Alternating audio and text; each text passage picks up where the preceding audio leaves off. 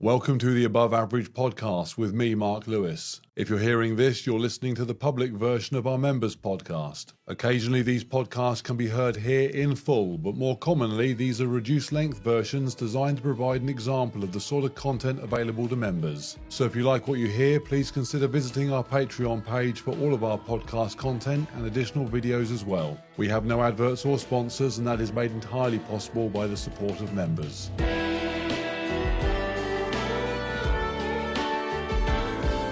Welcome to the Above Average podcast with me, Mark Lewis, and today it is just me, no guest, because I wanted to cover a topic that I just get asked about an awful lot at the moment. Basically, when you have fallen off the wagon with regards to your diet, or maybe your training as well, both perhaps, how do you find the motivation to get back on it? And this time of year seems to be particularly bad for it. Over the last couple of months, I have a fairly steady stream of people actually saying they can't get a handle on their diet, or they keep starting and then failing to get back into their training, basically just not being able to get into a sort of positive rut of going in the right direction. And I've got into a couple of conversations on email and on DM over on Instagram, and they become quite long-winded. And I thought, well, I would just ramble my thoughts into a podcast, and then I can direct anybody that wants to know how I deal with these issues to listen to this. And I get why this time of year is not great. For a lot of people, maybe things were bad over Christmas. That's quite typical. Their New Year's resolutions don't work. They last about a week, if that. The weather is cold and miserable and wet. You can hide your body behind baggy jumpers. It's just a tough time. So if the summer, the lighter evenings, wearing shorts and T-shirts, maybe a summer holiday, if all that sort of stuff is normally part of your motivation, then that is still months away. So February and March can just be grim. It's a kind of motivation no man's land. New year, new start, that has come and gone, and it's left you behind.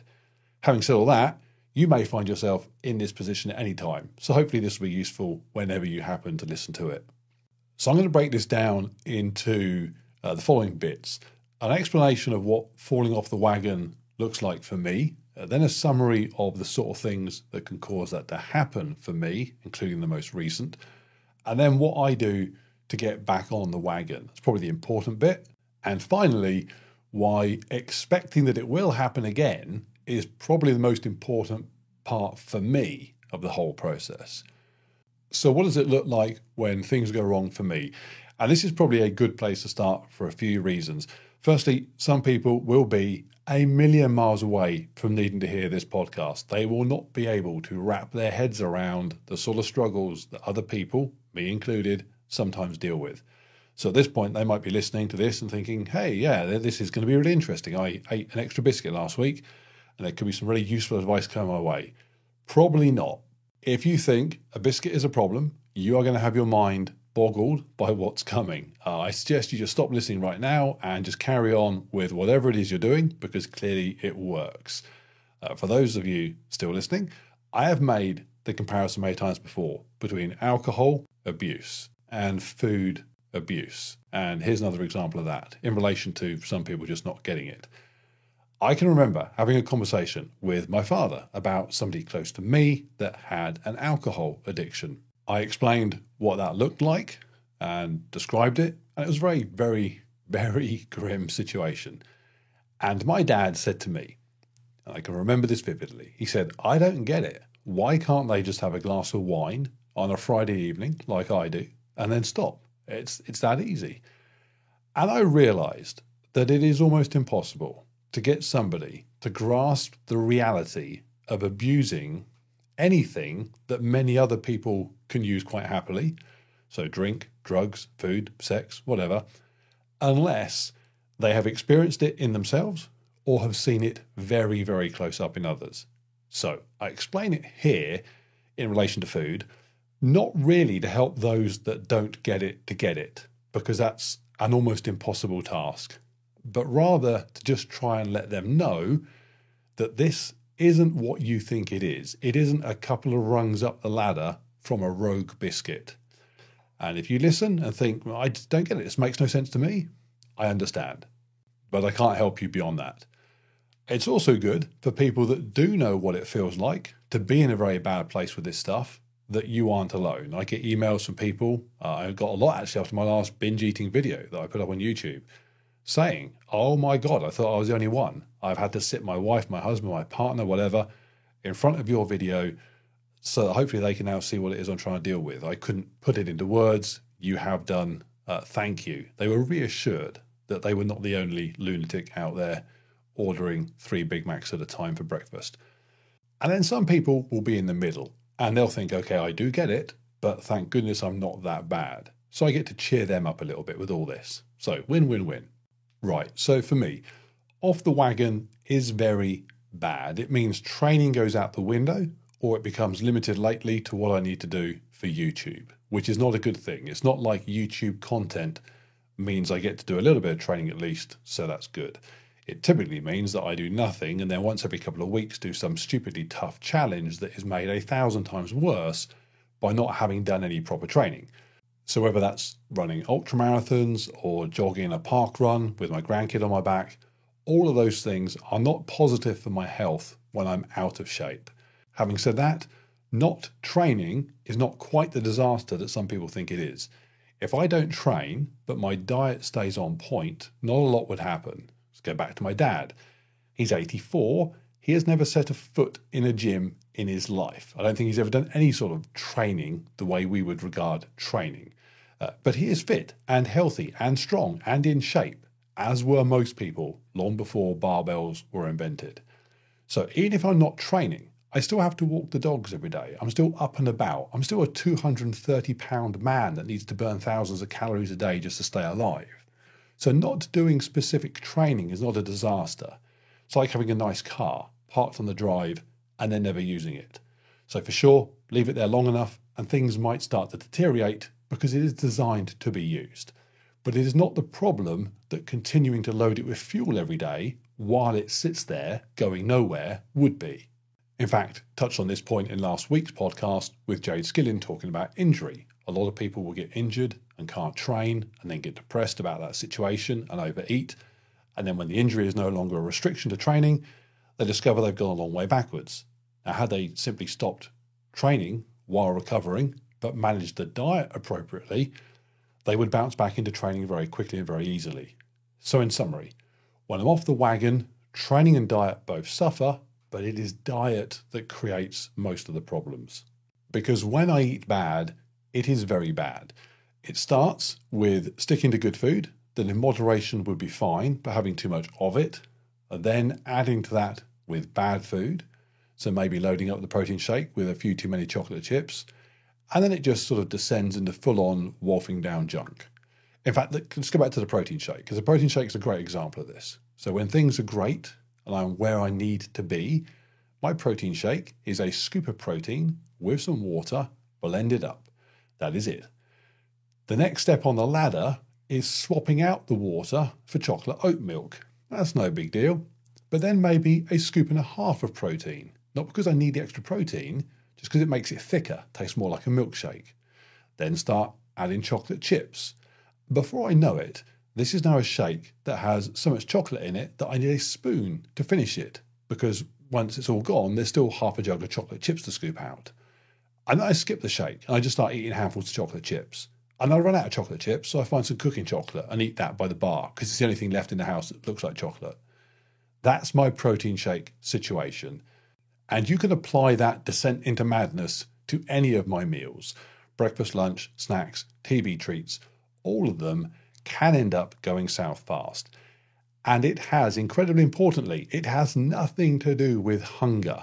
Nothing at all. I have been sat watching TV at 2 a.m. in the morning, stuffed after a day of 8,000 or 9,000 calories of rubbish, feeling sick with overeating, knowing the only thing left to do is go to bed and see what tomorrow brings. That's it. And I will go to the kitchen and find something to eat. Anything that's left. If it's edible, it will do. That is not hunger. That is not sensible. That is not rational. That is what it is. Very oddly, even at my worst points, I have never not stuck to being vegan, which would be easy to do. There's kids in the house, so I have plenty of non-vegan junk food lying around. But somehow mentally, I don't regard that as an option. What is it about that, I have no idea. I can open a cupboard in the early hours of the morning, ignore their sweets and crisps and whatever, and just continue my search for food. It's very odd. In fact, literally thinking about it now, if I could somehow take my commitment to veganism, and if you watch the videos, you'll know I'm hardly some kind of lunatic fanatic on the subject, but I just kind of quietly get on with it. But if I could take that commitment and apply it to healthy eating, that would be incredible. Anyway, that's what it can look like. Very out of control eating that is clearly disordered eating with no explanation linked to typical eating impulses like hunger or even things like boredom. I'm not bored at 2 a.m. People say, oh, you eat because you're bored. I want to go to bed and not explode, but I eat. So it's a lot more than the odd biscuit, and left unchecked, it will result in massive weight gain, and has done in the past. People sometimes say that I'm being overly dramatic by aligning it with alcoholism, but I have witnessed myself being in a state where there is nothing positive that will come from eating more food, where there are huge negatives that will come from eating more food, and just being in a state where I'm telling myself, do not eat any more food, and I go and eat more food. And the only thing that I have ever seen that is comparable to that is somebody with an impulse to drink. So I'm no psychologist, I'm no addiction expert, but I've seen both of these very close up, and to me, they do appear very similar. Now, what causes it? Actually, I should say what triggers it, because I guess what causes it is some sort of brain chemistry issue that is well beyond my understanding. Why am I prone to this when other people are not? And why are some people prone to even more severe eating disorders and I'm not? So that one I don't know, but I do know what triggers it in me as somebody with the right or the wrong brain chemistry that makes me someone predisposed to being able to be triggered in that way. Hopefully that makes sense. So my triggers, and this discussion about my triggers may be not particularly relevant, because in my experience of talking to people, it can be anything for anybody. So just because something triggers me, it may not trigger you, and vice versa. There's often an assumption, for example, that when things go wrong, negative experiences will trigger poor decisions with your personal health. And I definitely see that in messages from other people. So that's obviously a thing. People tell me they have lost their jobs or are having relationship issues or have suffered an injury or anything that is a downer. And that then spills over into their diet and their exercise.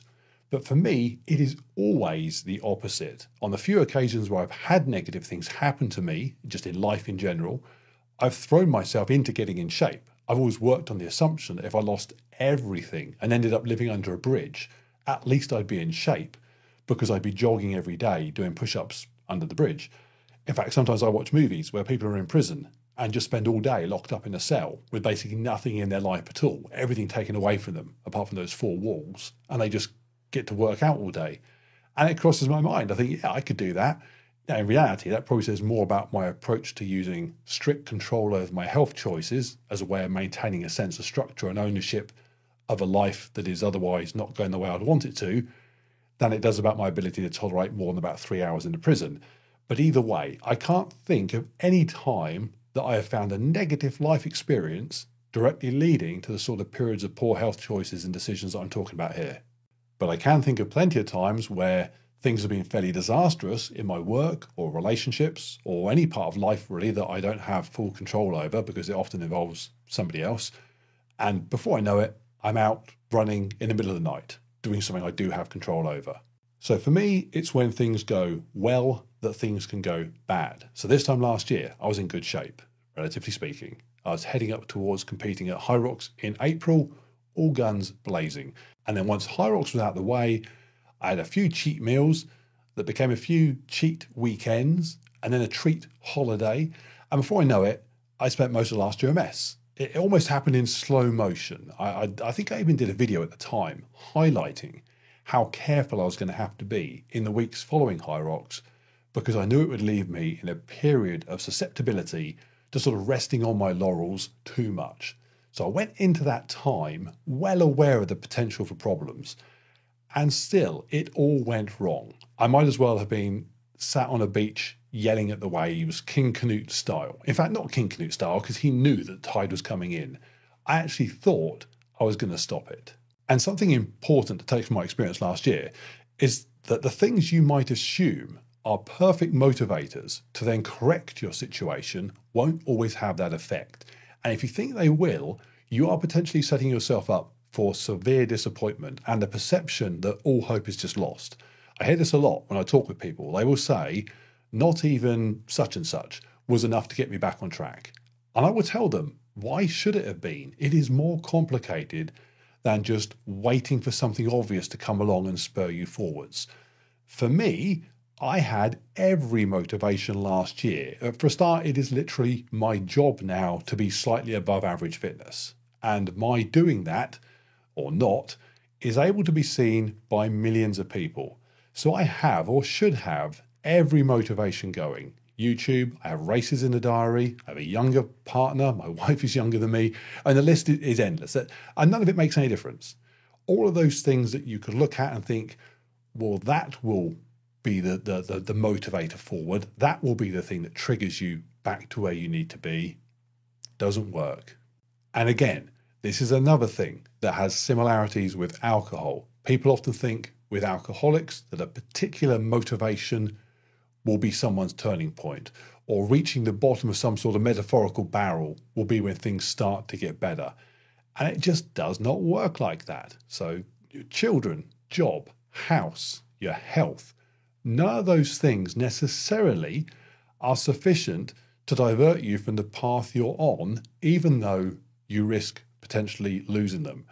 Alcoholics can walk out of family court, having just lost access to their children, and walk into the pub. They can get discharged from hospital, where they wake up with no recollection of how they got there, and go straight to the nearest shop to buy more drink. The human brain is very complicated when it comes to irrational compulsions and wanting what it wants. And it doesn't care what society or common sense says should be significant influences on it. And it's important to know that, whether you are somebody suffering from the eating or the drinking or whatever the poison, or whether you're somebody close to someone that is. Because either way, it's very easy to think, as those motivators or bottom of the barrel moments come and go with no impact on the behaviour that you think they should be impacting, it's easy to think that you, or the person you're close to, is going completely insane, or that the behaviour is indicative of some sort of greater meaning. For example, if you won't stop the bad things you're doing when a loved one is a good reason to do so, does that mean you don't love them? Flip it around. If the person you care about continues on a path that is contrary to you having a positive relationship with them, is that because your relationship sucks? No. The power to self-harm is massive. People that say it is just about having willpower or self-control are completely missing the point. Where do they think willpower comes from? Willpower is nothing more than their brain behaving in a way that happens to be conducive to the things they want to be doing. That part of their brain, when their brain works in that way, that is powerful. But if somebody else's brain can exert more power in a negative way, that's not them being weak. That's just tough luck. That's just unfortunate the way their brain works. You can't override your brain, because what do you think you're going to try and override it with, if not your brain? Try this one. Go to your kids. Go to your spouse. Say, do you love me? And if you do, hold your breath for 4 minutes to prove it. The vast majority of people are going to gasp for breath before 4 minutes. And here's the really important point. They will do so before they really need to. If they are not collapsing to the floor unconscious, they didn't really need to gasp for breath when they did. They had at least a few more seconds in them. But the brain said no. It said, you are breathing, irrespective of this moron asking you not to. You are going to take a breath. Obviously, if one of your kids takes a breath after 10 seconds, they probably just don't like you very much. So in summary, how bad is it? It can be very bad. And what causes it? It can be anything. If that makes it sound like it's pretty hard to avoid falling off the wagon on occasion, no matter how many times you get back on, you might well be right. We will finish with that point. For now, how do I get out of it once I'm in it? So importantly, as always, this is just what I do. I'm not an expert. I have no qualifications. I have no training. This is just what has happened to me. It may well be there are better ways to deal with it than I've dealt with it, but I can only describe to you what I have experienced and what I am now happy with doing. So here we go. So I tried to use an approach that is a bit like flying a plane. If you've never flown a plane, don't worry. Pilot experience not necessary. So when I had a few flying lessons many years ago, I can always remember the guy telling me that to make corrections, you need to do them really gently and then see how the plane responds before making another correction. Otherwise, before you know it, you've overcorrected and then you're trying to correct back in the original direction and backwards and forwards, and then you hit a mountain. So how that works with diet and training is that if it's all going wrong and you are metaphorically diving towards the ground, but you wake up one morning and you think, no, today is the day I am going to eat perfectly. I am going to hit the gym harder than ever. And you go crazy at it, then you might overcorrect. Now, it may be that at some point in the future, that sort of dedicated, full-on approach is perfectly suitable. But on day one, for many people, it is going to be swinging the pendulum too far in the other direction. And very quickly, you realize that you're now feeling tired and hungry and miserable. So you think you're better off adding in a rest day and then maybe a cheat meal, and then maybe better run a marathon after the cheat meal to make up for the cheat meal, and backwards and forwards and boom, mountain. Now, I'm sure there are some people that can overcorrect. For them, it's not overcorrecting, and it's not a problem. They are the health and fitness equivalent of Top Gun. They are pulling out of a dive, changing direction at will, basically throwing themselves around backwards and forwards without any fear of it all going wrong. But most of us are not F-14s, we are little Cessnas. And if you start yanking the stick around, we do not do very cool negative G dives. We just stall and crash into the ground. So what all that means is that once I get to a point where I realise things need to change, and that isn't some sort of moment of blinding clarity that comes from nowhere. I am a grown-up. I understand when things need to change very early in the process of things going wrong. And I knew probably within about 4 or 5 days of High Rocks last April that things were going to need a course correction. So when I notice that, I then try and make small, modest adjustments that I can easily handle while still moving forward. That means still being able to go to work, still being able to focus on everything else in my life that needs to get done that doesn't revolve around food and gyms. Deciding to spend 24/7 fixated on calories and workouts is not conducive to my regular life moving forward, so I don't do that. That would be a massive overcorrection. So this is the process, and it can be something that happens over a couple of weeks, or like last year, it can be something that happens over months and months. At first, I might just have a clear out of the junk food if there's any left. I might make sure that I do a park run once a week. I might have a sort out of my gym clothes. These are not things that are going to have a significant impact. They aren't supposed to. They are designed to just pull back a bit on the stick so that I'm no longer heading straight towards the ground. I'm still going down, but not as steep. And I don't panic that that is the case. One of the joys of being nearly 50 is that you have a very good sense of time. Whether I get back on the wagon in 1 week or 8 or 15 won't really matter in a year or 2 years' time. It just makes no difference. Sure, getting back on it in 1 week is better, but if getting back on it in 1 week results in falling off again in 2 or 3, then I'd rather wait 8 or 15 or 16 or 20 and nail it. So without any real pressure of time now, I keep making small changes that are designed to just lessen the worst of what's going on. And from the outside, that might look like I'm just not really doing an awful lot at all. I'm still plummeting downwards. But I know that I'm aware of what's going on and I am making corrections for it. Ultimately, what I'm trying to achieve is kind of level flight. I want to get to the point where I'm no longer crashing earthwards, but not yet worrying about soaring upwards. And as I say, last year that took me months. It was probably not until October or November time that I felt I had a reasonable handle on the extreme excesses of my poor diet and had established a vaguely sensible routine back in the gym.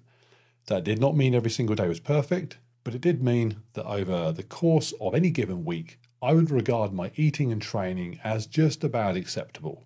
And that is step one for me. Just getting to a point where it's not getting worse. But that still has me where many people find themselves stuck, which is things not really getting any better. So as I went into November last year, I was too heavy. I was out of shape after months and months of poor choices. Not getting worse was solved, but it's not enough. I now need to metaphorically pull up from level flight that is still pretty low. There are some tree skimming situations going on, and gain some altitude. And that is the tough bit.